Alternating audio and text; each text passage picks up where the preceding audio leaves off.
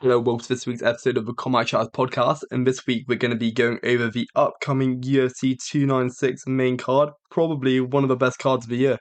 Yeah, in my opinion, it's the best card of the year. I know a few people would say the card from a few weeks back, but yeah, this one's so solid all the way through. I think it's stacked all over. And what is it? There's the Leon Edwards Kobe Covington fight, one which we're both really looking forward Yeah, to, and the Pantoja. Is that a title fight? yeah, Pedro, first title defense after winning the bout of Brendan Moreno. So that for me, that fight is one of the fights of the night. That's going to be a barn burner. But we're just going to touch on the co-main and the main from last week.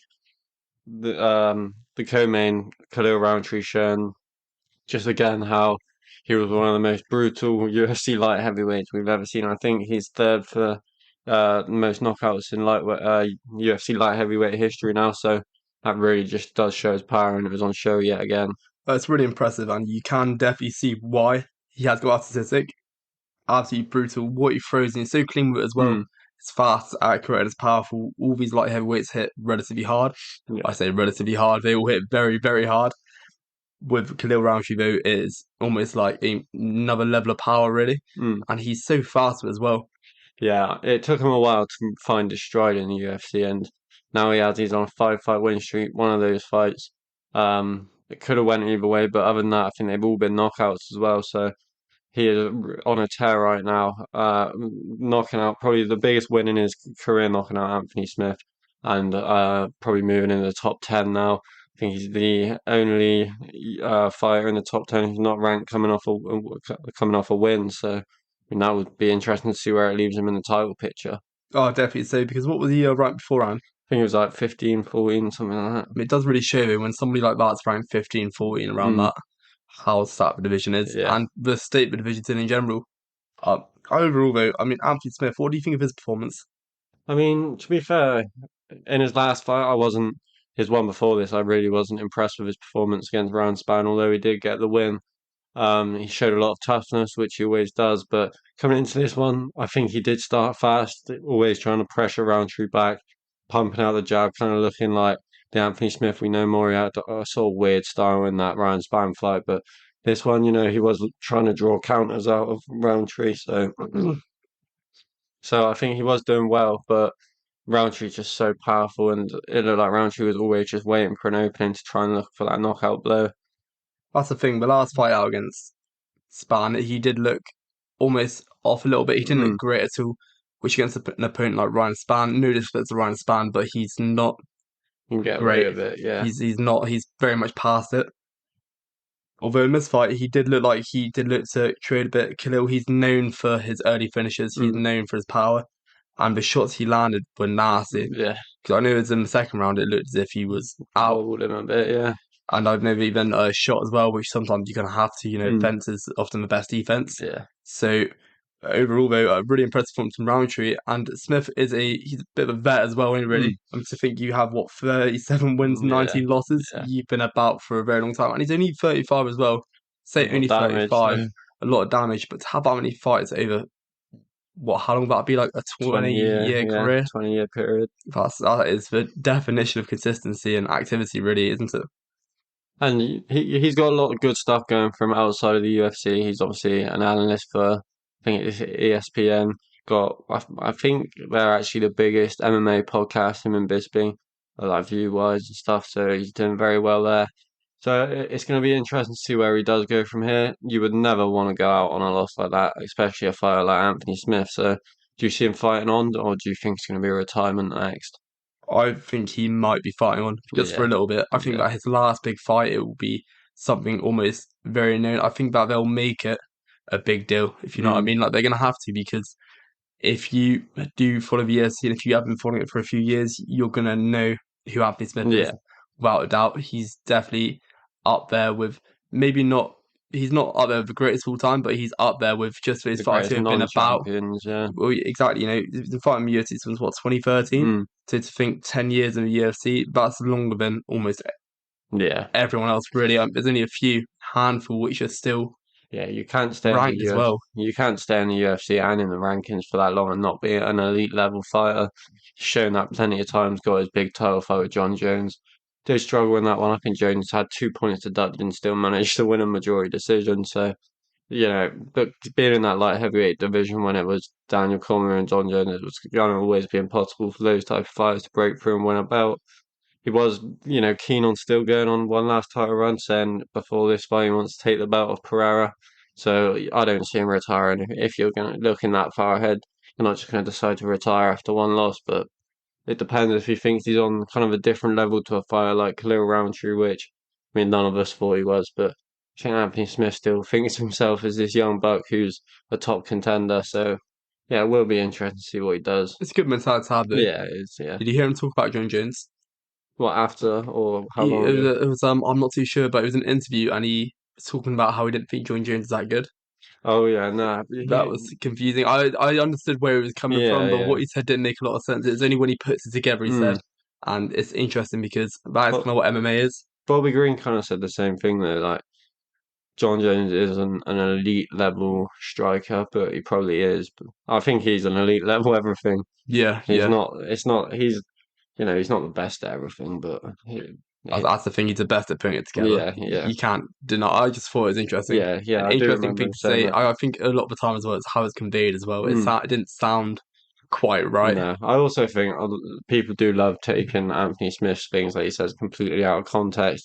I don't really understand the hate that he gets, considering he is such a veteran and a legend in the sport. Definitely. So overall, though, of the finish as well. What was it? Uppercut him in the left hand. Yeah, uppercut, left hand, brutal. Khalil just stacking up these finishes that surely give fighters nightmares about fighting him. He did actually call out Alex Pereira. Obviously he's the only fighter in the top 10 coming off a win who's not booked to fight. I'm pretty sure. I heard that being thrown around anyway. So how far off do you think he is? One more win, maybe two more wins? I think one more win. Yeah, same. Give him a win. And then And I think a guy like that been in the sport a very long time now, kind of been up and down. When he's on this win streak, you've got such an exciting fighter like him. There's no point in putting him against like a Rakic. You might just take him down for the whole fight.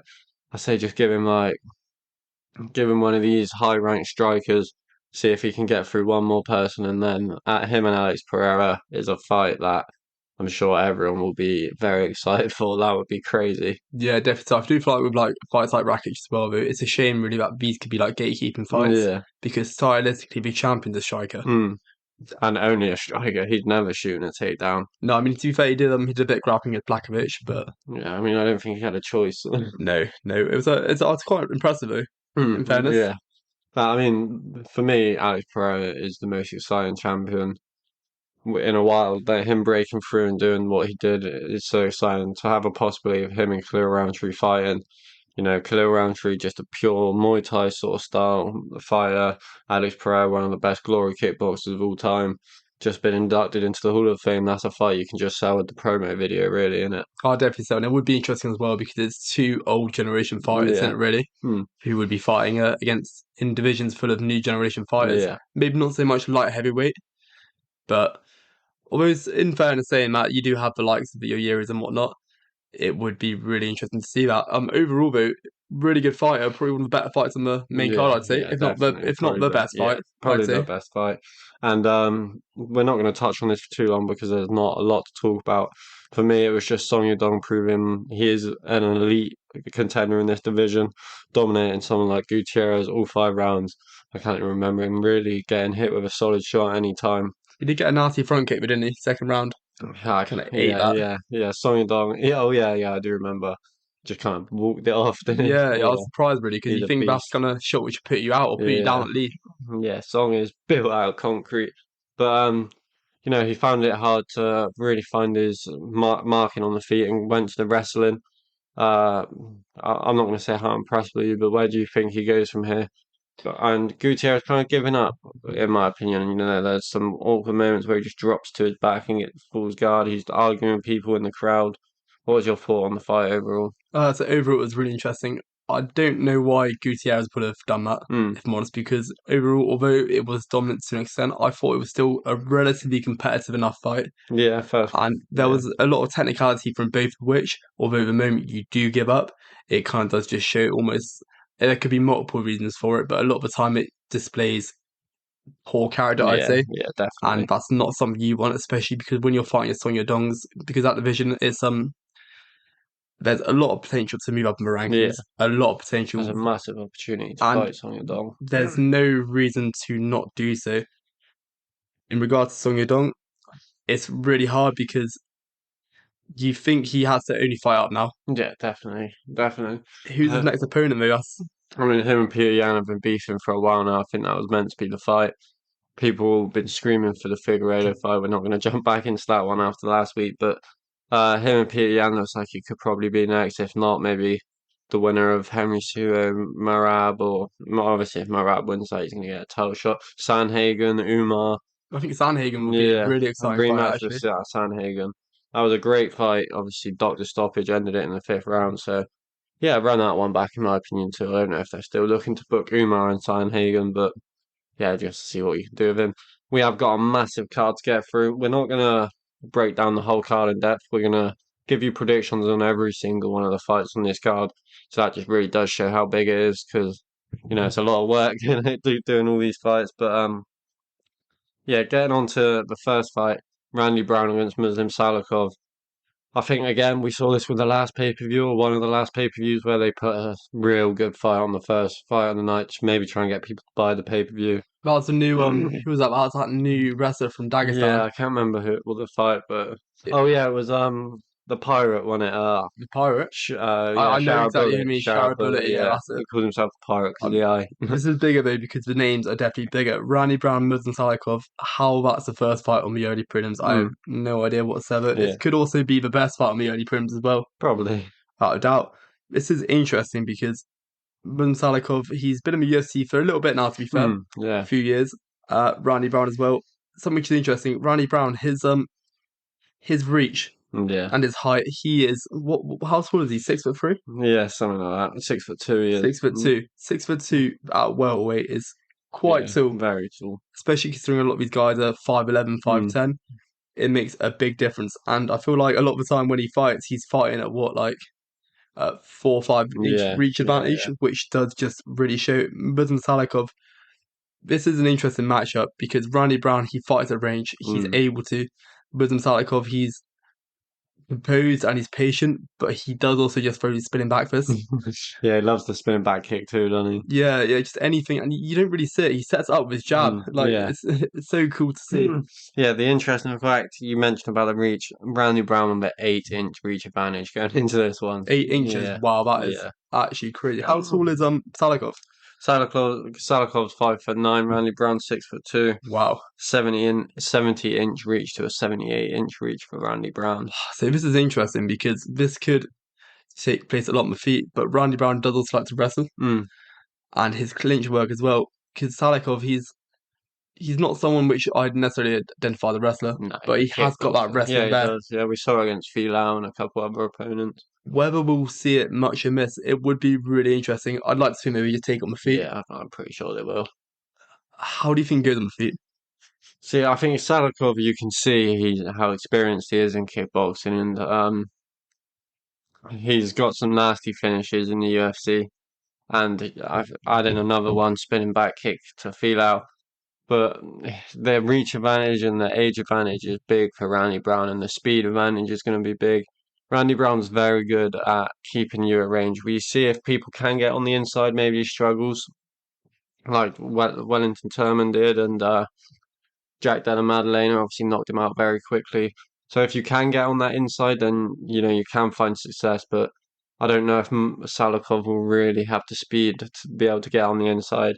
And I can see Randy Brown really keep it on the end of it, those teep kicks and jabs, etc.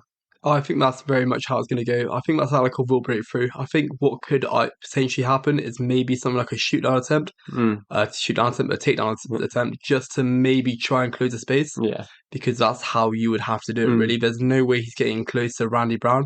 That distance management is going to be there, especially when you have an 8 inch reach advantage, which is 8 inches. That's almost half a foot. yeah, that's crazy. So is that half a foot? Yeah, that's over half a foot. Mm, So what a foot is 6 inches. So to think that is that that's so much. That's yeah, so much.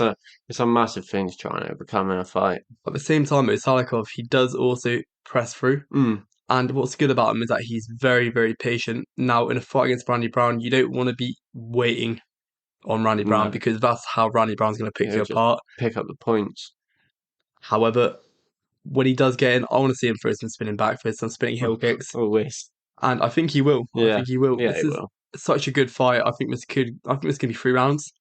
Yeah, I agree. I think he'll go the distance. They're both just really tough as well. Mm. I think this could potentially be the best fight on the early prelims, in my opinion. Yeah, maybe, maybe. There's a sometimes the sort of fights, maybe not massive names. The Andre Philly Lucas Almeida fight's a banger as well, but we'll be getting onto that soon. That's interesting. Yeah. That one, that's really Mm. interesting. I'm going Randy Brown decision. I think Salikov might have moments, but the speed's going to be a lot, and he's just going to keep him at range. The front kick is going to probably be the biggest weapon, and Randy Brown's got some nice calf kicks too. He can kind of just pick you apart if you can't get on the inside. So I'm going to go decision. So I'm going to go decision Randy Brown too. I don't think he's going to put him out, Mm. although he potentially Yeah, could. he could. I also think that could go the other way. Mm. All it takes for him to get in close. I'm going to go for a decision this one. This is an interesting one. It's so hard when you've got someone Matsu Yeah. in that division because he has an 8-inch reach advantage over Salikov. He has a reach advantage over almost everyone. Mm. He does. Getting into the next fight, it's an interesting matchup. We're going to get to see some heavyweights throw down Martin Buday against Shamil Gazayev. Uh, for me, it's not. I think is it Gazayev's debut or is it It one? is, it is. I think he was the on contender. Yeah, it was on Contender, and I watched some of his fights on the regional scene. I don't love the matchup for him. I'm not gonna lie. I don't know what you think about it. So with Gaziev, from what I've seen of him anyway, he seems very much a heavy wrestling Mm, focused fighter, heavy wrestling dominated. And I think this does work really well in the regional scene when you have fighters who aren't quite able to cope with it. However, like you said, stylistically, Bidet, he can wrestle. He's a brown belt in jiu-jitsu as yeah, well. So I can't imagine many of the people he's fighting on the regional scene. I could be wrong, but I can't imagine loads of them are brown belts. no, a lot of strikers they were the ones I was watching. And these strikers because you look at Gaziev, I think he has to cut to make heavyweight. He's a small dude, big dude, yeah, Yeah, he's like short and stocky, yeah, but he's like very top heavy, mm, and he's very fast. And the way he shoots, the moment he goes for a takedown, he does it almost like a lot of the time he's doing it at the start of the fight, yeah, and he's on yeah, top of you, and he kind of just sits on you, and it's very hard to get somebody like that off you. Martin Bidet, I think is he on like an 11 fight win streak? yeah, he is, yeah, He's on an absolute tear, and he's a bit of an animal, really. He just walks towards you mm, and he strikes. yeah, I think stylistically, this is a very hard matchup. This is a hard matchup for your UFC debut. At the same time, I understand that there aren't infinite amount of fighters you can book on, mm, and that's the reason why we do have to see a lot of these. I think that pairing him up against someone with an 11 fight win streak, he's looked very impressive, in my opinion. Poor matchup, yeah. and we're not going to see enough of him. I think that with Gaziev looking for the future, unless I see something else of him, something more to him than just his wrestling from what we've seen so far, I can't see him doing very well in the UFC. Yeah, I mean, I was watching one of his fights outside the UFC, and he was fighting a glory kickboxer, and obviously dominated on the ground, but could not find the finish. He had his back at certain moments, and still can't. For me, I got to be seeing finishes there. If you're a dominant grappler like he is, and he can't finish a guy who I don't think he'd been doing MMA very long at all. So, in my opinion, you're not going to come in and finish someone like mine, but he could trouble him with takedowns. You know, I think there'll be a few takedowns in there. I think Bidet is a decent fighter, and there's some real bad matchups for him at heavyweight, the way he kind of marches forward, but this is not one of them. And I think Gazev will really, really struggle to kind of overpower him in these situations. Bidet's a big dude. He's a strong guy, kind of cardio as well. Has cardio to go 3 rounds, so it's going to be a real hard task for Gazev to be able to, grapple him for 3 rounds and hold him down. So it's really interesting because Bidet used to be he used to actually be a professional gamer. Really? Yeah, yeah, and he started doing Brazilian Jiu Jitsu because he had to lose weight Yeah, because he's that's unhealthy, sick. which is Yeah. really, really cool. I think though, like you said, with the overpowering, his wrestling defense, Bidet's wrestling defense, is actually very good. Yeah, let's look decent. And Gaziev, it's a different type of wrestling. It's more Mm, like we were speaking about this earlier on about the Usman and the Kobe. yeah, They're different styles of wrestling. on One the of which is a chain. bit more like chained, and the other Mm, one's a bit more kind of power. one takes place in the center of the octagon, the Yeah, other takes yeah. place against the fence. and I think that Bidet he's suited for this type of wrestling. Although it is hard, it's very much he charges at you. Mm. Like he'll sprint at you Yeah, and he'll just go crazy. for it.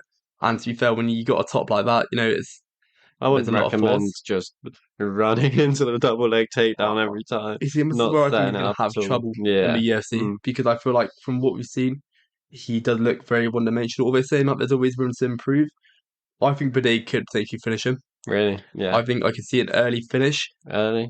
earlier than second round, I'm gonna go third round TKO. third round TKO. Yeah. It is a hard one really because at the same time, Bidet, like you said, the way he charges forward, although his defense is okay, when you're a heavyweight, it doesn't really matter how okay your defense Mm. is. There's always an opportunity to put out. Although Yeah. he's got 11 fights out being put out at heavyweight. Seems like he's got his chin. Jake Collier was hitting him with some bombs. That was a great fight as Yeah, it well. was a good Really, fight. really good fight. I'm gonna go. I'm gonna go second round. I just think that he's gonna cause too much damage, although it could be the other way around, and it's all a matter of how he does on the ground. And a lot of the time, when you have these wrestlers who are holding you either against the fence or on the ground, a lot of the time they're taking just as much damage as you. Mm. Yeah, and it's a taxing thing trying to hold someone down for 3 rounds. That's why I'm going third. Just, I think he's going to really, really get rid of all of his energy. UFC debut. No, but might even be second. I mean, he might even win the first round and have an adrenaline dump and come out and look terrible in the second. We see that quite a lot in the UFC debut. So, I do feel like I saw him gas out a bit as well yeah, on the yeah, he regional scene, doesn't have good cardio. which is not something you want against Bidet, who No, has good cardio because yeah. he has to. And I think Baday's probably maybe the bigger guy as well. Maybe he don't know. He probably does have to cut as well to get to heavyweight, but I don't know if he does. Oh, he might. He might. just naturally he seems like the bigger dude all around. But it's a maybe a decent matchup. We'll have a look. Getting into the next one, for me, this one could also be one of the fights of the whole prelims, early and prelims. Andre Fili against Lucas Almeida. It's a better stylistic matchup for Almeida than some of his last UFC fights, Pat Sabatini's and stuff like that. Andre Fili has actually looked pretty decent in my opinion in his last couple of fights. So this one's a banger matchup. Oh, definitely. So Andrew Philly, he's very exciting to watch. Mm, He's the way he kind of steps in. Talking about cardio. He definitely has cardio, yeah. and he's constantly circling. He's constantly in and out, and he has every weapon. With Almeida, I mean, he hasn't had the best start to his UFC career. No. Admittedly, I think he had his first fight was a win, but was that a finish? Yeah, yeah, he finished the first round, I'm pretty sure. So I think it was the first round was it? Oh, okay, but yeah, no so like the first fight I thought it was round three. Am Mm, I getting that wrong? sorry. But yeah, no first fight in the UFC, Chisano. I mean, it's a good fight to be fair, and on the feet he looked very good. But I feel like Chisano did cause him submission Mm, before when it did go to the ground, and something which we haven't seen much of him do very well is fighting on the ground, yeah. fighting the grappling. Now, in all fairness, Pat Sabatini, he wrestled him from the get go. He Mm, was on top of him, and there's not a lot you can do. Pat Sabatini as well is such a high level yeah. wrestler. I think we did we speak about him recently? Yeah, yeah, he got dominated, but Well, yeah, yeah, he's a but good fighter. overall, so with Andre Fili, stylistically on the feet, this is very, very exciting. On the ground, Andre Fili, he does have that jiu-jitsu there. Yeah, he does. I also think Andre Fili, he's very showboaty, and I think he's going to want to put a show up on the feet. Definitely. And I think this is going to take place on the feet because I think that a submission win for Andre Fili would be the sensible way to go for the purpose of just getting the finish, getting the win. I also think though that Andre Fili, the way he is, like against it was London, Nathaniel Nathaniel Wood, Wood. yeah. He's doing what Samba and that, and Yeah, that like was a great fight. I was there for that one. oh wait, oh, Yeah, yeah. okay, yeah, yeah, nice. But yeah, no, it's very much a matter of he wants to put on a show. He's going to want to put on a show, and against an opponent like Almeida on the feet, this is very exciting. Mm, Similarly, stylistically, Andre Fili is the more experienced. He's been in the UFC for quite some time now. yeah. But overall, this is a very exciting, I think, a very technical fight as well. Yeah, I think it's interesting for Almeida because he has fought a lot of grapplers, but we have seen on the regional scene and in contender series when he does get these stand-up matches, especially in the contender series, he's fighting this young kid who's this beast, but yeah, he throws six punch combinations, steps through with every single one, really looking to take your head off when he is on the feet. And it'll be interesting to see if Philly can do that because he has took a lot of punishment in his career, been in the UFC a very long time now. but I just think Andre Philly has a few more weapons. The kicks are going to be there. He's got beautiful head kicks. If they're both tough dudes, I think this could go the distance, or we might see a late finish by Philly. But I'm going Andre Philly decision. I think Almeida will survive. So this one, I think that it's hard because I can see the survival there. However, I can also see a potential finish. Mm, I'm gonna go different to you. I'm gonna go with a Almeida finish, really? which is it's a controversial pick really Mm, because we look at Philly, he is the better fighter on paper, yeah. especially historically. However, I can just see him doing it. I think just the pace he's gonna put on as well. Mm. If Philly does take him to the ground, I see him subbing them Do second round potentially. you, Almeida has slowed down in a couple fights I've seen. I Philly, I mean, we've seen it. He's, used to being in those wars, so I'm not sure. Almeida has a lot of power there. You can hear the sound of his punches. That's what I think it is though. I think Mm, he's gonna catch him. yeah, yeah, I I can really see it. do. I think it's gonna happen late. It's gonna happen Yeah, third round, but third round, yeah. yeah, I don't mind the pick. I think that's one of the bigger underdog picks you can pick. Yeah, the better underdog picks you can go with on this card. Um, Going on to the next one, Tague Ulanbekov against Cody Durden. Cody Durden kind of up and down in the UFC. I think he's starting to find his feet now a little bit. He's actually had some very good fights in the UFC too. But knocking out your favorite fighter, JP Buys, which was a good one. Yeah, disrespectful, honestly, like. But no, yeah, like you said, ups and downs. But a lot of these fighters do. I don't know if that's gonna hold them back though. Hmm. I feel like these are both pretty similar though, Taggart and Cody. Yeah. What I like about these two as well with a lot of these flyweights, they're very in and out, they're very fast, and something which is interesting about both, which because Taggart he's kickboxer mostly, I'd Yeah. say. He has definitely got that wrestling base to it, but it's more of a kind of defensive wrestling. It's not so much. He's not like a really offensive grappler. Cody as well. So no, I think Cody does have a ground game over him though. Yeah. It's close, but It, I'd say he edges it just. just about this one here, I think it's going to be a very exciting fight on the feet. He could go to the ground potentially. Looking at together for flyweights as well, like I mean, to be finishing at flyweight, Hmm. you have to be quite powerful because you don't see loads and loads of flyweights throwing these massive bombs at each other. No. This is a really hard one to call. I'm not too certain on this one. I think it's gonna be an exciting fight, though. I think it's gonna be really technical. Hmm. Yeah, same. I think you said they're similar. Both of them match up very well. Kind of grappling might sort of cancel each other out. They're both kind of simple on the feet. I think Cody Durden has a bit more, snappy jab. I'm a big fan of his jab. He throws it out there, and some people just kind of flick the jab, but he really steps into it. And I think that could kind of be the big difference in this fight. I think it's going to be a close fight, but he's going to be really doing more damage, and that damage builds up. So. I'm going to go with a Cody Durden. I'm going third round TKO. Okay, so I'm gonna go decision. I'm gonna go TK decision. Mm, I think that it's gonna be a really exciting technical fight. What you said, they are relatively simple in the striking. However, it's very technically simple. If you know what I mean, like the mm. fundamentals are Yeah, done yeah. really well. It's all really clean. It's all really fast. I think it's gonna be a bit of a war. I don't really want to see this fight go to the ground at all Mm, because I think on the feet it's gonna be so exciting. yeah, It's not something you're going to want to see go to the ground whatsoever. But I think Tagia's going to edge it. I think that. So you said you feel like he snaps in out mm. a bit more, especially with jab. I'd probably say the other way around. Really? I would, yeah, I do. Maybe not with the jab, but the kicks. Yeah, the kicks are there. The way he steps in and out, he's so just sharp with it. You know, what I mean, he's kind of just it's in, it's out, and he circles really well. So I'm gonna go with Tagia. I think he's gonna win it on points.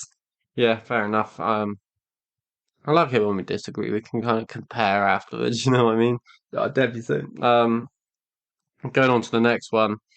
Uh, in my opinion, maybe probably not the best fight, but would you say the most skilled fight on this, both in the light heavyweight rankings? I'm surprised this one maybe isn't on the prelims card. Dustin Jacoby against Alonzo Manafield. Jacoby, since coming, I think he had a little sprint in the UFC and then left for a while and came back. So since coming back, he's won every fight except the fight with Khalil Roundtree. And that one, a lot of people thought Jacoby won, and we're seeing how good Khalil Roundtree is now. Jacoby, a very experienced kickboxer, fought Alex Pereira in the Glory Kickboxing, so he was ranked number 2 in the world at one point. So he's a very high level kickboxer. Alonzo Menafield, more of a powerhouse. He really looks to land damage. Kind of is sharpening it up, especially in his last fight. How do you see this one playing out? So it's an interesting one, really. Like you said, he's definitely more a powerhouse Menifield. With Jacoby, he's very patient Mm, and he's very calm and calculated, and he doesn't really throw as too much if you're not throwing at him. It's not so much counter striking, but it's more a matter of he's picking his shots mm. very well. And with Menafield, he is a bit of a powerhouse. I think his last fight was at a submission Yeah, big loss. submission. It was no the win over Jimmy Oh, Crute. win! Yeah, Yeah, yeah, yeah. Of course it was. Yeah, because yeah, before that it was a draw, wasn't it? Which is always a yeah. fun result. That was a crazy fight, that first one. But yeah, no. So he's a lot more patient. I think that depending on how it's all a matter of really how well he responds to it and whether he can really survive the onslaught from Menefield. I don't think that he's going to be necessarily pressured so much that he's not going to be able to deal with it. He, like you said, he's back fighting back in kickboxing. Mm, To fight someone like Pereira, a lot of yeah, these kickboxers are very patient, and Pereira's the best example of it. With Dustin Jacoby, I can see him picking him apart. Really, I yeah, can see him maybe finishing him as well, just through yeah, the clean accuracy of the accuracy and just the patience. This fight, I don't think this fight's going to last long either way. Jacoby's quite hard to put out. yeah. I think the main thing with him is he's so calm, and no matter what situation you've got him in, obviously, I don't know how many fights he had in kickboxing, but I imagine it's a lot. So, he's kind of been in every situation you can be, except if the fight's taken to the ground, and we haven't really seen anyone be able to put him down there consistently since he come back to the UFC. Yeah, I think because it was an 8 year break he took, Yeah, yeah. something like that, and I think that he's been finished or in the UFC, which was a submission back in like 2012, Mm, which is crazy to think really to think that you have over the space, let's say like 3 years, because you don't take him a break to not be finished over the space of 3 years in the heavyweight division mm, is very very impressive. That calmness, though, that calmness and composure, a lot of the time, that's what you need when you have these powerhouses coming towards you to know what to do and to continuously have that fight IQ of, all right, well, I don't need to rush this and I don't need to panic. yeah, I think that's what wins him for him yeah. personally. I think that Menafield could potentially put him out if he is able to break through. However, I just think that when you have somebody who's that calm, that composed, and knows when to pick their shots, I could see this being. I think he'll work him down. Mm, I don't think it's going to be like a yeah. first round or even a second round, No. but I think he'll work him down. And I'm going to go for a finish on Jacoby. Although saying that, it could also be a decision. Yeah, I think me and you are kind of thinking about this fight the same way. I think early on, Jacoby's going to be not necessarily worried, but very cautious of the power, and it's going to be a slow-paced fight because, since that Jimmy Crute fight, Alonzo Menifield, he has looked a lot slower. He was trying to take things slower. I think I can't remember who. Someone Knight, he fought this guy called Knight, and it was one of the worst fights I've ever watched in my life. William Knight, it was, didn't throw hardly any strikes the whole time. But so Alonzo Menafield will kind of just stand in front of you and wait. He is kind of a counter puncher in himself too. He's not all necessarily always going first like he used to when he first came into the UFC. He kind of waits for you to make a move. So I think Jacoby will kind of take the first round, win it, and then kind of look to open up a bit more. But I'm going to go decision. I think Manafield will present enough problems and keep him cautious enough where he can't really sit down. There's going to be a lot of footwork, and he's going to just look to outpoint him, in my opinion. Yes, that's interesting. Do you think that he's going to be, I don't want to say active enough because active isn't the word, but do you think he's going to be pressing enough for him to not really be able to just take his time and Mm. Yeah, I think the pressure will be there. Do you mean Manafield to press? yeah, yeah, yeah. Yeah, I think the pressure will definitely be there, but sometimes I watch Menonfield fight and the pressure's there, but not the net output necessarily isn't. And you're not going to get big reactions out of someone like Jacoby. You might out of some of these other light heavyweights, especially the ones who like to grapple. But you're not going to get massive reactions out of just pressure, and he's going to be needing to open up, look to throw body punches, mix it up to the head. But I just don't necessarily know if he's going to go out and start throwing these wild punches. I think maybe he gassed out a few too many times and he's a bit worried about that happening again. He takes fights a lot slower with the output these days. Yeah, I suppose you're gonna have to, don't you? Really, Yeah, he's especially against built. Jacoby, you Yeah, can't be doing that. yeah. So I'm gonna go decision. What are you thinking on this one? So I'm gonna go third round finish. I'm gonna Yeah. go third round finish for Jacoby. Mm. Yeah, that was pretty much split in my head if I go either or on a third round TKO or a decision. So we're pretty much on the same one with that. First fight on the prelims, Casey O'Neill. I think she's like Australian mixed with Scottish or something like that. I'm I know pretty she sure. fights under Australia, Yeah, so yeah. And she's fighting Andre Lipsky. Lipsky been in the UFC a very long time, got some good wins under her belt and some really bad losses too. This fight is an interesting one. Lipsky, I'd say, more of the power puncher, kind of plodding, kind of marches forward, where Casey O'Neill loves to kind of overwhelm her opponents. And I think that's going to be the main thing. Casey O'Neill can kind of set a big pace on Lipsky early on and look to kind of just get ahead before Lipsky can even get into the fight. I think that's how she's going to look to play it out. yeah. So that's the thing. So Casey O'Neill, like you said, she is very much somebody who tries to overwhelm you with strikes, especially in these flurries. Mm, She does love to scrap. Ariane Lipsky, I think her nickname's like Queen of Violence, yeah. which is a pretty cool nickname to be fair. She's a bit more patient, I'd say, a Mm, bit more of a not a counter puncher because that's not quite right, but she's very much the way she kind of wants to weigh you down a bit, yeah. like you said, very much. She's not charging at you, throwing these massive flurries of strikes, but she wants to try and pick you apart a little Mm, bit. I think that Katie O'Neill, she loves a scrap, yeah. and you can definitely tell that. This is a really hard one to call, really. Do you see a finish? I mean, I don't know if I do. No, I'm going decision, Casey Yeah, now. I Yeah, mean, I'm gonna go decision two, Katie O'Neill. yeah. This could be a really exciting fight, although I also have this feeling that it might not be. I think it'll be okay. It'll just be one of those ones we probably won't watch all the rounds. We'll be talking sat around talking a load of rubbish. Nah, nah, nah. We'll watch it No, definitely. no, Like, I'm joking. I'm but joking. no, this is an interesting fight.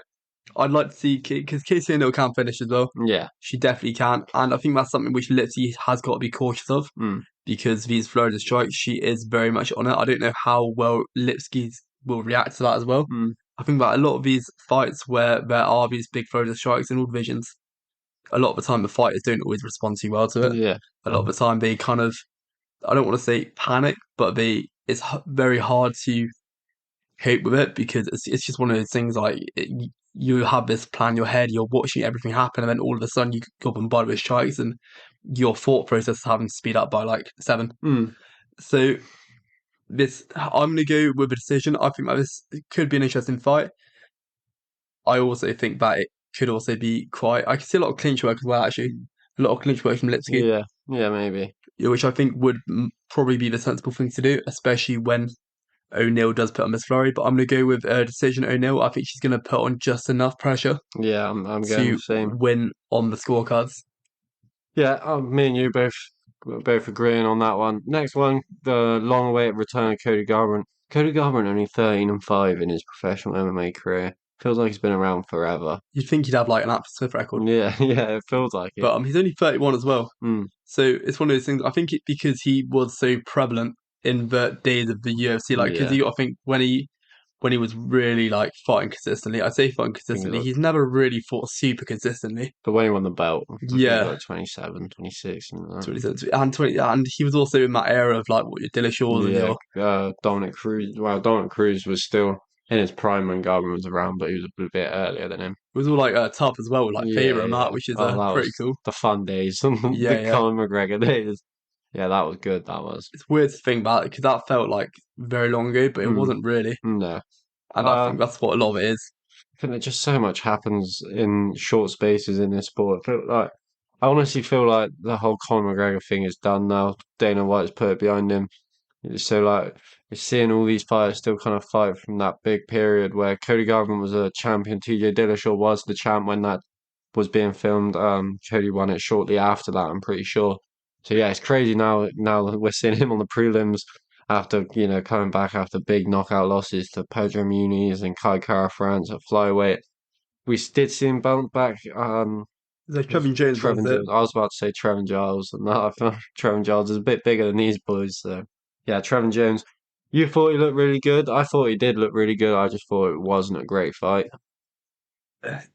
It's one of these things that I think you have to kind of look at it like because when we think of Cody Garbrandt, we often think you want to be thinking like, all right, big fights. Hmm. You wouldn't be thinking, but then you actually look at how he's been recently. Yeah. I Now, don't give him big fights anymore, really. in all complete fairness, his fights, two fights before that, I think were like Kai Kara France and Rob Font, Yeah. which are both massive fighters now, Hmm. absolute ginormous fighters in 2021. And it's hard to not, it's hard to give somebody a big fight after two, in fairness, not embarrassing losses, because they're not embarrassing losses at all. They're respectable losses. Hmm. The Trevor Jones fight, though, I thought he looked very good. He looked really calm and patient and composed, and he was landing really effectively. I think with Cody Garbrandt, when he does best is when he's patient, when he's not Yeah, throwing, and when he's definitely. not pushing towards it. That's when he makes mistakes. Hmm. His opponent, Brian Kelleher, this is an interesting one, really, because Brian Kelleher, I think he's also been about for quite a long time as Hmm. well. Brian Kelleher isn't an opponent which you want to give space to. Hmm. It's the opposite. He's an opponent you want to press. He's an opponent which you don't want to let have the opportunity to do things really. Yeah. Because Brian Kelleher, from what we've seen recently of him, he does not do well under pressure at all, really. Hmm. He covers up, he's not great underneath that. This could be a really interesting fight. I could also see this one being, if it's a matter of Cody potentially being a bit too cautious, if it's a matter of him waiting out a bit too much, then I could see him potentially getting pieced up, which would be a shame, really. Although he's still handy on the feet. Yeah. Yeah, I think the fight is an interesting fight. Obviously, Kelleher has been in the game a long time. Was in one of the really early toughs. I don't know if he was a contestant. He was, but I remember seeing him in there. I think that was when the whole Tim Elliott and stuff, all that stuff was going on. And he's a very experienced guy, and he's got some good wins in the last sort of like 5 years. The Hunter Azor win looks very good now. But I think, it's a big opportunity for him fighting Cody Garbrandt. And coming off, what was his last fight? How many is it in a row now? Coming off, let me have a look. But I know he's not on a great run, is he? I know he's that. I think I know he beat, was it Kroom? Yeah, he lost to Batista and Umar, so he's coming off a two-fight loss streak since the Kevin Kroom win. Kevin Kroom, not a fantastic win. So I think if you really look at it, Cody Garbrandt should be the big favorite in this, like he is. Um, I don't actually see him getting a finish in this one. I think he will be a bit more aggressive than he was in the Jones fight, but I think I think it will be kind of the same. Like he uses kicks very well, uses wrestling a lot more, so he could go down that route. It's going to be interesting. I think that it's not going to be the most exciting fight. I'm going Cody Garbrandt decision. So I'm gonna go Cody Garbrandt decision as well. I do think that if he does apply the pressure, he Yeah, could get a finish. or he could get finished because as soon as he starts opening up, there could be a point where he gets finished. Something which was really impressed about of his last fight though. I remember there's this raging head kick from Trevor Jones, Mm, really nice, and he just ducked under it. yeah, he's slick, isn't he? He's slick, and Yeah. I mean it's hard to do that at close range, but that head kick was being fired at him, Mm, so maybe he could catch him. At the same time, I could also see him getting finished. yeah. Although I'd like to think that he has a better chance of finishing than Mm, Brian Keller does. Brian Keller's been in the UFC for a very long time. I think yeah. 2011 maybe. Yeah, yeah. So I think they're both. I think they may have both. Is it 2011 or? I'm pretty sure I saw him in Let Me Bang when he was like Let Me Bang, bro. He was in the house then or something. I think Yeah, around that I time don't with know if James it's Krause and 2011, stuff. but it was. He's been in there for a while. He's been in MMA for a while Yeah, anyway. yeah. He's definitely been around the mat. So it's interesting. I mean, to think he is. I think it's what was his first fight was that like what is that? I don't even know. But regardless, yeah, both in which are veterans, definitely to say so, particularly in MMA. So it would be really interesting. Both probably similar ages, I'd say. Hmm. Well, Yeah. so Well, no, ages. Kelleher's quite a bit older. I'm pretty yeah, sure. but I mean, really, Cody Garbrandt is older than 31. Yeah, yeah. If In you if you fight re if you terms, really think about it, like yeah. he's like 37. Mm. Yeah, he I mean, he's does. not, but No, but I know what I mean with the damage and the knockouts. Fight age is very different to actual age, isn't it? Going on to the next one. Irene Aldana coming off that loss to the champ Amanda Nunes. Cara Rosa, she's looked okay. For me, this is just a bad matchup for her.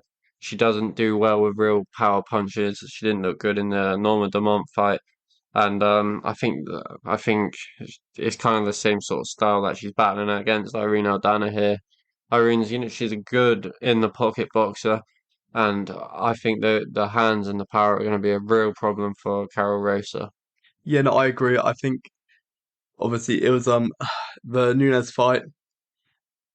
It's a weird fight, really, and it's Mm, I was watching. I was quite surprised to be fair that she got that shot. Although I think yeah. a lot of fighters in my division are getting those shots. Really, that's no shade at anyone.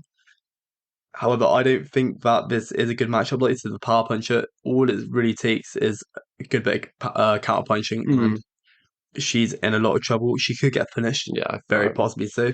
I'm gonna go finish. And that's what we go to. Dana, this isn't a fight I'm really looking forward to. I'm going to go second round. I'm gonna go third. I'm going third. This one, I'm pretty confident on the pick, but yeah, I don't know. I'm just not a big fan of this matchup, if I'm honest. No, I Like, I would have mean, much rather seen the fight from the early prelims get pulled up, but yeah, same. I think the Jacoby one should be where this one is, if I'm honest. I thought maybe like the Randy Brown and Zalikov. Like, Yeah, I just think Jacoby just on such a roll now. You got to give him some big fights. yeah. But yeah, so a brush over that one. Getting on this for me, this is where name wise from here on out the card really spices up. Josh Emmett against Bryce Mitchell taking on short notice. It's going to be, a real problem if Bryce Mitchell can't implement his wrestling because I don't know how he's going to deal with those big power hooks of Josh Emmett if that's the case. But if he does get you to the ground, we've seen his jiu-jitsu. He's one of the only fighters to get a twister in the UFC, and his back takes are very, very impressive. Josh Emmett, being a wrestler, he's conditioned to kind of give up his back if you get taken down. You just try and stand up. So I don't think he's been taken down in a very long time. So it'll be interesting to see if Bryce Mitchell does get him down, how the kind of jiu-jitsu transition will go. Yeah, I'm with Bryce Mitchell. His wrestling, he's very explosive. Mm, He's very much very explosive. Josh Emmett, his boxing is like clean but dirty. mm, If you know what I mean. It's just very powerful. The hooks as well. He throws very, very heavy. And it you don't necessarily his build as well, the way he's built like a heavy puncher in my yeah, division. yeah, yeah. He's like short and stocky, and because I remember I think one of the first fights we ever broke down was him versus Qatar. Mm, yeah. And yeah, it says it all really. His boxing could definitely be an issue, although saying that the grappling of Bryce Mitchell could also very much potentially be an issue as well. How explosive it is. If he's on him, he's on him. I think this could be a really exciting fight. I think the original fight was going to be because this is a was it Yeah, who was it? Shikaze Yeah, booked in, Shikaze, that's it, yeah. which is interesting really because I would have really Nah, liked to see that that would fight. have been a good matchup. I think that would have been probably the best matchup on the prelims. Hmm, So see how he fares in this one. Bryce Mitchell on the feet, he's very good, but he's very basic, if you know what yeah. I mean. He mixes it in all really well, and that's what makes him a good UFC fighter. That and the wrestling, and he's an interesting person as well. Hmm, He's a very interesting character. yeah, that's one guy. One day, I'd love to get a chance to interview Bryce Mitchell. That'll be. I watched his interview with Bisping and it just looks so fun just talking to that guy about all these different conspiracies. I think it's like where's he from? Like the American South, Nebraska, yeah. Nebraska. I don't know where that is. My American geography is not great, but I think that's It's like, but I think it's by like is that Ohio or Midwest. something that's out in the middle of nowhere. That's all I know. Yeah, I mean a lot of America is, isn't it? Really, Yeah. but But yeah, let's give it a prediction. I'm gonna go. This one's really hard because you know Josh Emmett not fighting loads of grapplers, but I'm going Josh Emmett decision. I think Bryce Mitchell's a tough kid. so I think that Bryce Mitchell's tough, but it's a matter of how much because Josh Emmett, he's got the jiu-jitsu there though. That's the thing. Mm, Obviously, it's not his best attribute about him is his stand up, yeah, and that's why we see him standing up so much. Although, I mean, he fought Dan Ige, didn't he, mm, recently? And to yeah, be fair, that's a quite a hard fight, yeah. especially from a wrestling perspective. They did manage to control him in the end as well, take him down and control him. Mm, He did find it hard though, and Josh Emmett's probably a bit of a harder guy to take down, and definitely a harder guy to hold down. yeah, I'm gonna go. I'm gonna go with something which could be a bit wild. I'm gonna go with a submission, Right. Bryce Mitchell Mm, submission. yeah, I I'm gonna like that. go. I'm gonna go third round. I think it's Nice. gonna take him to the third round to get it. Mm, I think that he's gonna try it on the feet. He's gonna have to shoot. I mean, a lot of the time, shooting against someone like Josh Emmett is probably what you're gonna need to do yeah, because on the feet he doesn't win any of his exchanges at all, he's really. gonna be bad on the feet. And I think he's gonna wear him down enough to get a third round submission. I think that a lot of it could take place on the ground. Mm, I think the first couple shoots aren't gonna no. land. or I think they're going to be defended very well. And then I think after just the general, I don't want to say fatigue because there's not going to be any fatigue going on there, really, is there? No. But more a matter of the persistence is going to get it in the end. Mm. So now jumping on to the main card. Here it is, in my opinion, the best main card of the year. And you know that because the first fight I'm about to hit you with is it's such a good fight. Presente Luque and Ian Gary, being training partners for such a long time, that makes the fight even more interesting. What's your thoughts on it? So I wasn't too sure that Conor McGregor was fighting this card. Yeah. And in fairness, no. So this is an interesting fight. Vincent Luque is very, very tough. I think stylistically they're quite different. Mm, We look at Ian Garrick, he's very much somebody who will like to keep the range. He's very much somebody who implements his kicks very, very well, and he has that front kick. Luque is tough, but I also think that Luque, it's very hard for him to get in close yeah. because no matter how much you try and bombard, the way Ian Gary is, say what you want about him, he is very good at keeping that distance. He will fight how he wants to fight, Yeah. and that's assuming that he gets security clearance. So with this fight, I see Ian Gary keeping a range. I know something we spoke about prior to Vincent Luque's last fight was how he beat after such a savage head injury. He looked fine last fight. Yeah. I Was mean, it tested much though? well, that's the thing. He's gonna get pinged in this fight for sure. Yeah, I think with Ian Gary, though, it's the way he puts it all together. So Luque, by no definition, is a basic fighter at all. The way he puts it all together, you wish he had a bit more head movement, Mm, but the way he puts it all together, especially with that leg kick as well, he often uses that to get in. yeah. If he's able to get in towards Ian Gary, he can cause some serious, serious issues Mm, and potentially finish him. We've seen how tough Luque is in almost every fight he has. At the same time, I just think that Ian Gary is going to be too much of an issue to actually get inside.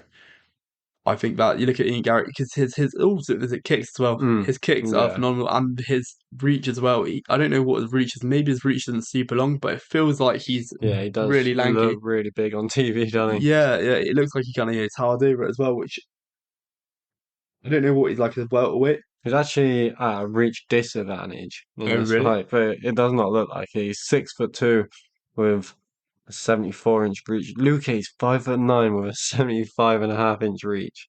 He's That's got some long arms. that's pretty impressive. Yeah, that is mad. But I think he's 5'9". Is that short for a welterweight? Or is that average?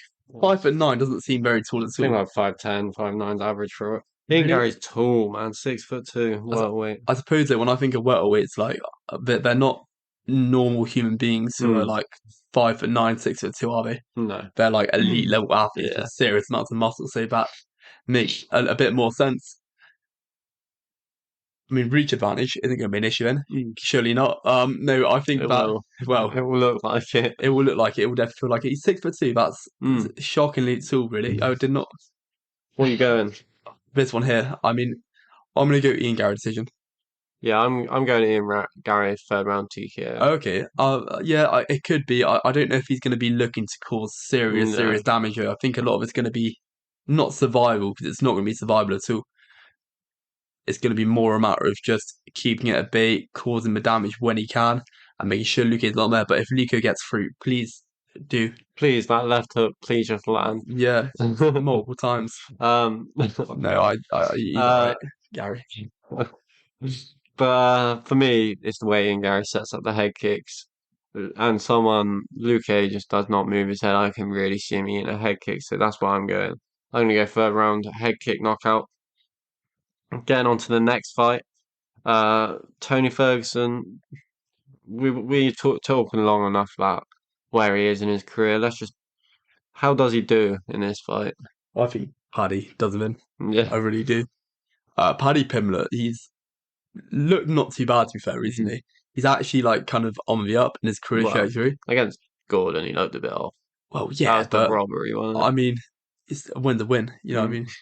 And And Gordon actually is decent, to be fair. yeah, Gordon Brown is Yeah. very, very good. He's got a very inspirational story as well. Mm. So very interesting. So with Paddy Pimblett, with Tony Ferguson, something which used to be spoken about a lot with him is how unorthodox he is. I think, unfortunately, though, he's not quite unorthodox enough for it to be effective anymore. No. I feel like he's becoming more and more readable. Maybe that's an adjustment he's made Mm. because he's had to try and adjust something, which is completely understandable. He's not won a fight for quite some time now, Mm. and I think his last loss was against Bobby Green, which I thought he looked okay, and like he looked okay. at the same time, though, Bobby Green is. I know that you're a big fan, and I like Bobby Green too, to be fair, but he's not a high level fighter. Well, not as in that's That's very harsh. disrespectful. That's not correct at all. He is a high level fighter, but he's not somebody which is unbeatable. No, he's definitely He's not. somebody which, if you're a name like Tony Ferguson, you should look okay But against. Paddy, I think he should look okay. I think he will look okay against Paddy. I think he gets mauled. I don't. I I really honestly do. don't. I think Paddy is not great. I I disagree. I don't think he's amazing. He's definitely not amazing. I just think he's better than Tony, Yeah, he is better than Tony, but and that's what it comes down to. yeah, I'm still. Although I'm saying this, I'm going second round knockout for Paddy, so I don't really know what I'm trying to say. Same. Yeah, Yeah, either that or maybe get subbed or just something's gonna yeah, happen to him. maybe a sub. To be I honest, yeah, maybe a sub because Tony will be landing on Paddy. I do think he'll be yeah, landing yeah, that no, left hook. definitely. Yeah, I used to think Paddy though, he's very explosive. Say what you want about him, but he yeah, is very, it very is. explosive. And he puts it all together very well. On the feet, it's a very hard fight with Paddy. On the Paddy's feet. so bad on the feet. Yeah. And Tony isn't. He But is, at yeah. the same time, looking at Tony, although his jiu-jitsu is okay, Paddy Pimblett has shown what he can do on the ground, what he can do when he grapples. And although it's not world class jiu-jitsu, I think that at the stages in their respective careers, I think that Paddy does take it on the Mm. ground. I think as well with the offensive wrestling as well, he's a bit more sharp, if you know what I mean. He's a bit more on it, and he's on you from the get go as well, really. Yeah, I'm actually going to change my pick to a submission instead of a knockout. Yeah, I think submission is maybe it's a matter of Tony getting worn out, not because he Yeah, has bad cardio or anything like mm. that, but just because The David the Goggins repetition and training. just the well, yeah, yeah. David Goggins, that's Apparently, we're in the corner as well. wow. Oh So, God, we'll watch him like ditch his coaches and it's just David Goggins like talking to him at like the mate. 5 minute end of the I round. swear Just Tony has no coaches. I don't know who coaches Tony he Ferguson. needs to find one Yeah. like Oh no, he right just now. needs to stop, man. But No, David Goggins. I mean, to be fair though, maybe that's like what every fighter needs. mm, David Goggins in their corner. to be fair, like I need David Goggins to even get me up and go training. Yeah, just I like need bring a that boat level. into the octagon or Yeah, I something. need. Make him carry it on his one Who's minute gonna rest. carry the boats? Exactly. To be fair though, I mean, you can't discredit David Goggins for anything at all. What he overcame, like maybe that's what Tony needs. Maybe we need Tony Goggins. Tony Goggins. I Tony. think that means something else would be going on there, to be honest. Maybe something else is going on there. We don't judge. But no. Let's get back to the fights. Yes, I don't see this going very well for Tony. So both picking Tony Ferguson on that one. Going on Are we? both Yeah, no, we're not. I No, don't we're think I not. am. I don't think I am. I love Tony We're Ferguson. both picking Tony Ferguson on this one. So moving on to the next fight. Shavkat Rakhmonov against Stephen Wonderboy Thompson. Very interesting fight. Wonderboy, 41-year-old karate teacher, but absolute killer in the octagon. He's not one of these karate teachers you might find at your local dojo, that's for sure. Yeah, Shavkat. So Shavkat, I'd say he likes to fight in the pocket, but it's not really in the pocket fighting. I'd call it. Mm, It's kind of in your face, yeah, throwing, not protecting his head, he's uh, a crazy dude. isn't he? which I think can work. I also think against Stephen Wonderboy Thompson, I don't think it does work. Mm, I think with Wonderboy, we've seen how good he is technically. He is one of the most technical fighters, if not probably the most technical fighter in the UFC. If you look at how clean he is, and you can definitely tell that he instructs because everything he does is of the highest level. yeah, I think that it's very dangerous for Shavkat to get in close. Stephen could potentially be put out, mm, but I also think something as well with Wonderboy, his distance management.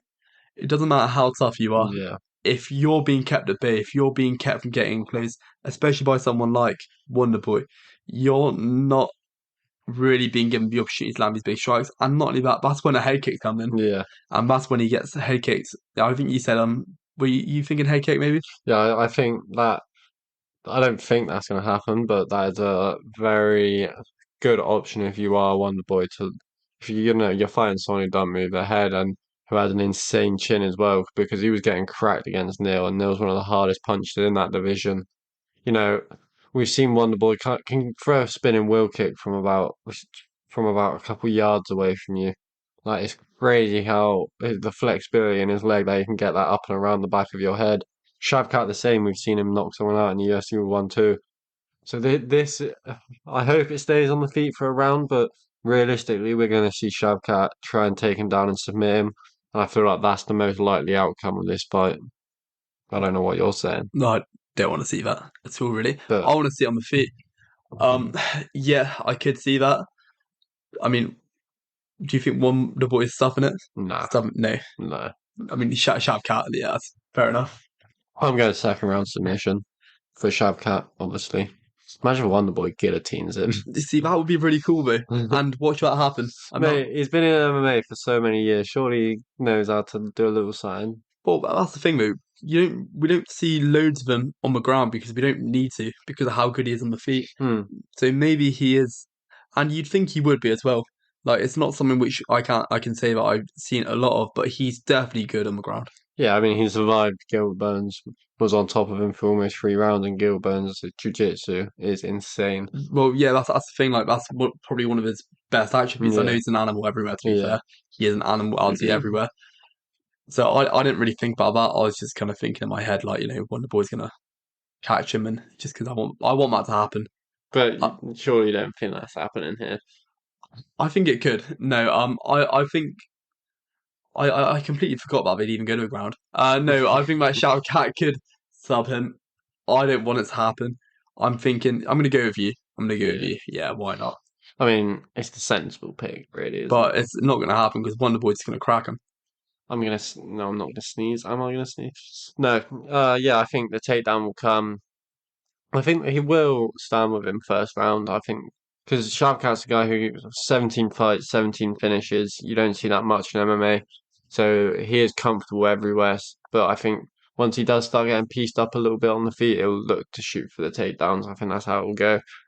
Um, I'm gonna say fly knee, Wonder Boy. He's gonna shoot for I it, don't even know if I've seen him ever slap for a throw up. but he can definitely do it. Yeah, yeah, definitely. Have you seen that video of him leg kicking that bodybuilder? I'm a bodybuilder, like crying afterwards. Yeah, yeah. Would you let how much for a UFC fight to smash you in the leg like that? £100 maybe. Yeah, let's be real.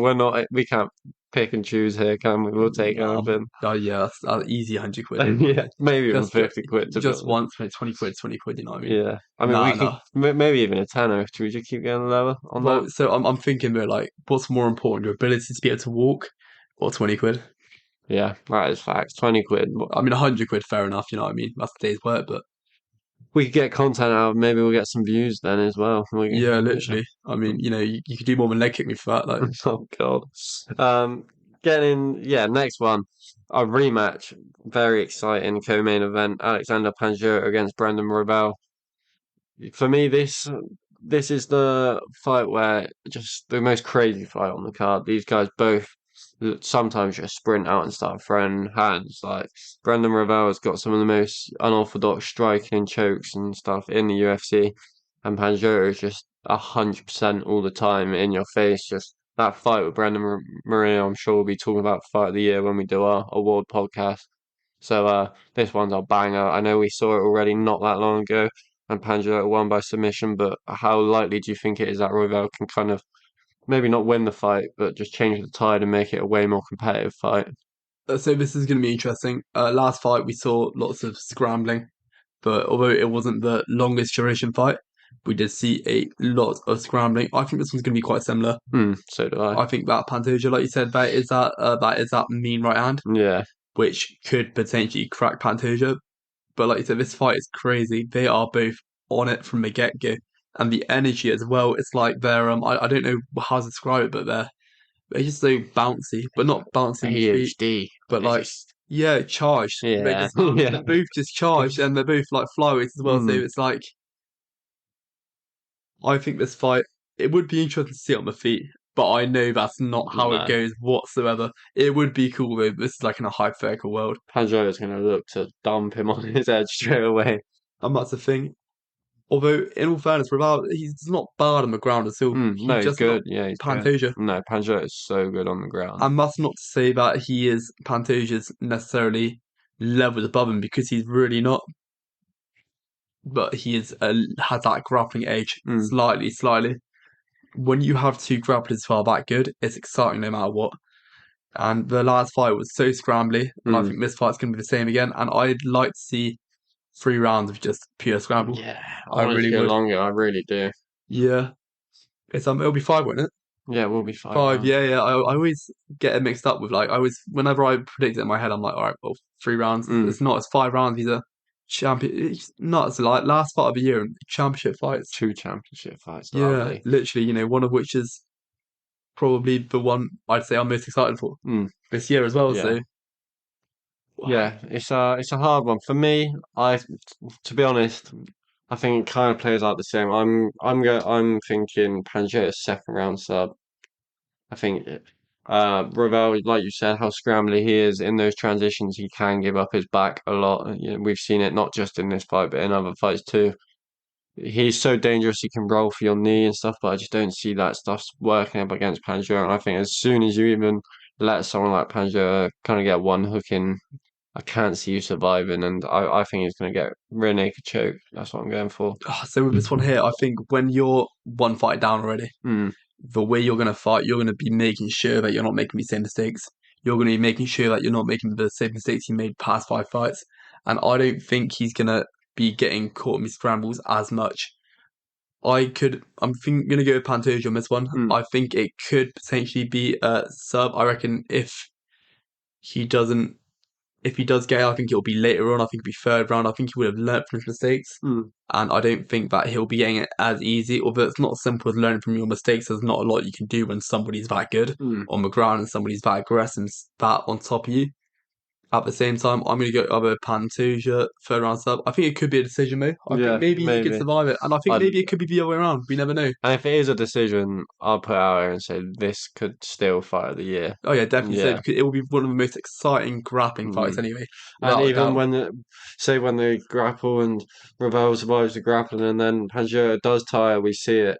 You know, he still fights at 100% when he's tired, but maybe the takedowns don't come, and then you're with a guy like Brandon Ravel who can knock you out with any limb. And like he's Um, got serious knockout power. We've seen spinning elbows, knees up the middle. We've seen it all from him. and that's the thing. All it could take is just one crack from getting Yeah, up, yeah, literally, and it could go either way. yeah. He can very well win this fight by This, just catching him. in my eyes, this isn't a guaranteed Pantoja win at all. Hmm. Like, not at all. This is No, actually a very this is a hard fight to call. yeah, it is. I feel like I know what's going to happen. I feel like it's going to go Pantoja's way, but I could see it potentially being a sub or a decision. I'm going to go third round sub just Yeah. to define my decision. Hmm. Yeah, I think I'm gonna go second just because you know you watched the first fight and it's kind of you can dictate of what's gonna happen off of that. So yeah, now the main event, Leon Edwards with his second ever title defense. Mm. So it'll be interesting to see after his second title defense how he really is in this one. I think matchup wise, Kobe Covington been out for a while. Uh, kind of getting on a bit. Not been fighting the youngest, freshest guys either. So I think that's where it really does play into Leon Edwards' hands. He's just going to be fresher, coming off 2 massive wins against Kamaru Usman, and really showing he does have the cardio to keep up with Usman in the third fight was what he really needed to do before he was going into this one. Kobe Covington does bring a relentless pace, and it'll be interesting to see how Leon does deal with that. Well, this is the thing. So, like you said, the activity is definitely a big deciding factor for this. I think that you look at who Kobe has fought. I think his last fight out might have been Masvidal, which really Yeah. does just show that there's like activity there. With Leon Edwards, I don't think anyone really anticipated how well he'd respond to Kamaru Usman's wrestling, Mm. and to think that he was what the first person is it still might still be the only person to ever take him down. Yeah. The Kobe one didn't count for some reason, but Mm, he was the second. He took him down and controlled him. So yeah, yeah, it's different, isn't it? which is really impressive, especially when you look at Leon Edwards' build. It's not like a wrestler build at all. No. It's very much a tool kickboxer. This is a really interesting one, and it would be interesting to see how he does do against somebody. It is what his third title defense, Yeah, I think second title defense. second title Yeah, defense, but second fight against because obviously the first Usman one would have been for yeah, the belt, and then yeah. So it's third title fight in a row now. so it's interesting really because to defend your title against one person is one thing. A lot of the time, a lot of these champions aren't necessarily going against who they've just won the belt against. A lot of the time they are with it. Was Pereira Izzy Pereira's first fight back? Yeah, first time Yeah, first yeah, fight. yeah. So it does happen, but it doesn't happen too often, and it is interesting to see how he would do fighting against a challenger as the title defender who wasn't just a champion. Yeah. Mm. This is a really interesting one stylistically as well, because with Kamaru Usman, although he's also very much a heavy wrestler, he fights in a very different way to Kobe. Yeah, he does. It's completely different. I think Kamaru does try and mix it up on the feet a little bit more. With Kobe, what a lot of Kobe is that a lot of it is that he's got the wrestling and he implements striking where he can. With Usman, it's more a matter of he strikes, he sets up the wrestling with the striking, whereas Kobe's more of a bulldozer. Mm. He's more of somebody who charges towards you and he's relentless and he's perspective. He's persistent.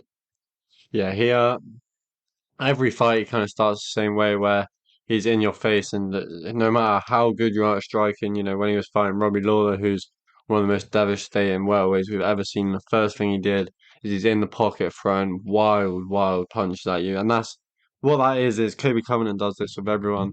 He'll draw you out thinking, okay, he's going to stand and strike with me straight away. And then he mixes in the wrestling so well it throws people off. Obviously, they are expecting it, but when you're a guy like Robbie Lawler, if a guy who's as dominant as a wrestler as Kobe Cameron comes in there and for the first 20 seconds he's in the pocket throwing haymakers with you, that's all in your head. That's all you're going to need to catch him is 20 seconds of that time, and then you can find your punch against a dominant wrestler like that. But Kobe Cameron is very underrated on the feet as well, and I think that's where Leon Edwards is going to have success in this one because he's such a sniper. His straight punches are so dangerous. His 1-2, his straight left is nasty. His kicks to keep you at range. I think that's all going to cause Kobe a load of problems. And I'm really interested to see how, at 35 or 36 years old, 2.5 years off, how did Kobe come and deal with the first big shot that lands? So that's the thing with Kobe, because we saw it against Usman, to be fair, when he was getting close.